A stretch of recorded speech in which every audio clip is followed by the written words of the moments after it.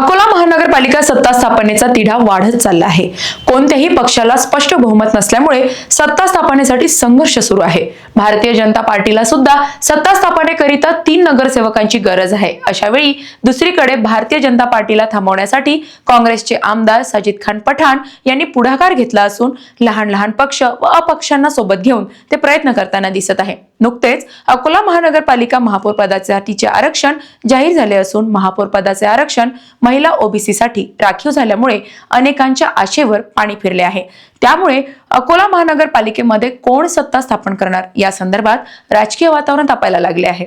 आज गुरुवारी सकाळी काँग्रेसचे आमदार साजिद खान पठाण यांनी वंचित बहुजन आघाडीचे ॲडव्होकेट प्रकाश आंबेडकर यांच्या निवासस्थानी जाऊन भेट घेतली।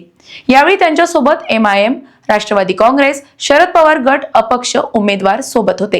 प्रदीर्घ चर्चेनंतर बाळासाहेब आंबेडकर यांनी पत्रकारांशी संवाद साधत शुक्रवारी 11 वाजेपर्यंत त्यांची भूमिका ते स्पष्ट करणार असल्याचे सांगितले। सगळे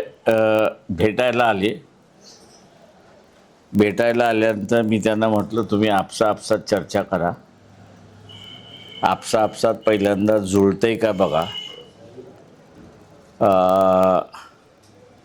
एक सगळ्यांनी म्हटलं होतं, एकमेकाला विश्वास द्या की भारतीय जनता पक्षाच्या विरोधातल्या आघाडीबरोबर आपल्याला जायचं आहे। हा विश्वास एकमेकाला दिलात तर पुढची चर्चा होऊ शकते। म्हणून आज नो बातमी, गोड बातमी असेल किंवा कडवट बातमी असेल ती उद्या 11 वाजता मी आपल्या सगळ्यांना सांगतो। पहिली जोपर्यंत ठरत नाही तोपर्यंत पुढं काहीच होत नाही।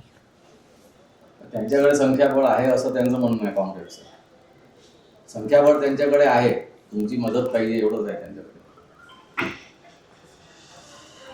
असं काही आमचं बोलणं झालेलं नाही। त्याच्यामुळे असं जे बोलणं झालं ते मी आपल्या पुढे मांडले। अपक्ष उमेदवाराला काही तुम्ही आश्वासन दिलं आहे?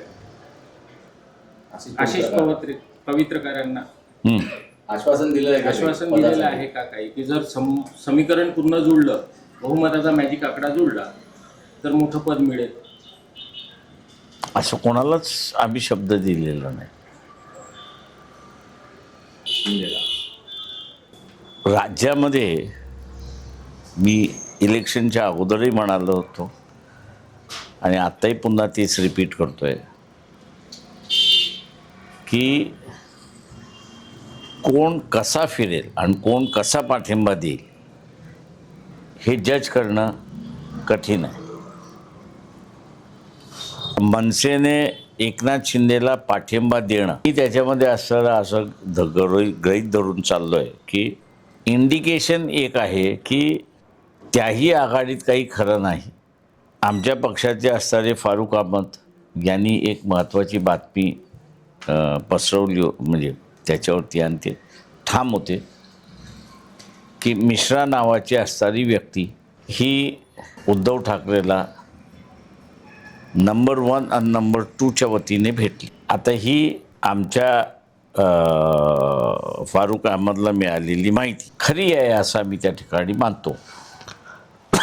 याचं कारण की मनसे आता वेगळं जायला लागले, युतीमध्ये दरार आले असं दिसतंय। भाजपला सत्तेपासून दूर ठेवण्यासाठी काँग्रेस मोठा डाव खेळत असला तरी वंचित बहुजन आघाडी व शिवसेना उभाटा काय भूमिका घेते यावर सर्व गणित अवलंबून असणार आहे। ॲडव्होकेट प्रकाश आंबेडकर यांच्यासोबत झालेल्या भेटीची माहिती साजिद खान पठाण यांनी पत्रकारांशी संवाद साधताना दिली। अकोला महानगरपालिका में जो सत्ता स्थापित करना उसको लेके हम सभी पक्ष साथ में थे।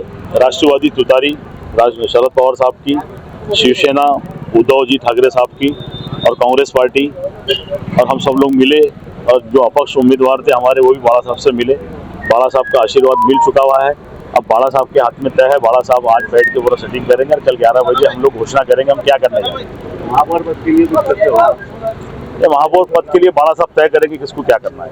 अकोटसह अचलपूरमध्ये एमआयएमने भाजपासोबत हात मिळवणी केली, परंतु अकोल्यामध्ये अशा प्रकारची कुठलीही परिस्थिती होणार नाही अशी माहिती एमआयएमच्या नेत्यांनी दिली। आज चर्चा हुई आंबेडकर साहब,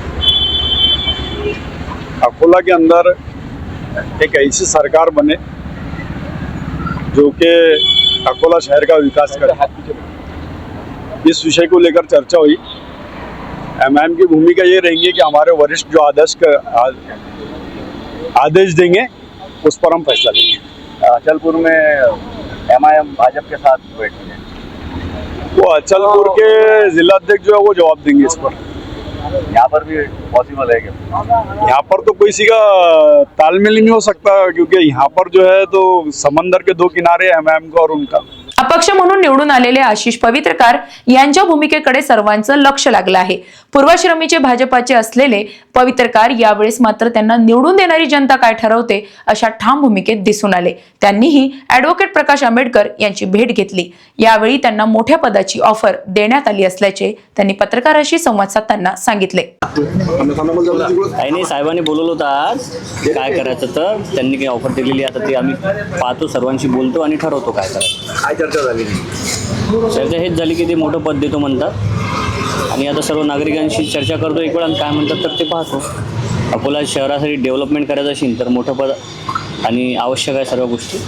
भाजपकडून ऑफर आली नाही का तुम्हाला? तिकडून अजून काही ऑफर आलेली नाही आहे, अशी पाहिजे त्यांच्याकडून आले। धन्यवाद। वंचित बहुजन आघाडीचे नेते ॲडव्होकेट बाळासाहेब आंबेडकर यांना कुणाला मोठी ऑफर दिली आहे का अशी विचारणा केली असता त्यांनी मात्र याचे खंडन केले आहे। एकंदरीत परिस्थिती लक्षात घेता अकोला महापालिका सत्ता स्थापनेकरिता काँग्रेस व इतर लहान पक्ष प्रयत्न करीत असली तरी वंचित बहुजन आघाडी काय भूमिका घेते व शुक्रवारी सकाळी यावर काय निर्णय होतो याकडे सर्वांचे लक्ष लागले आहे। अशाच महत्त्वपूर्ण बातम्यांच्या अपडेटसाठी अजिंक्य भारत न्यूजच्या पेजला फॉलो करा आणि सबस्क्राइब करा। Thank you for watching.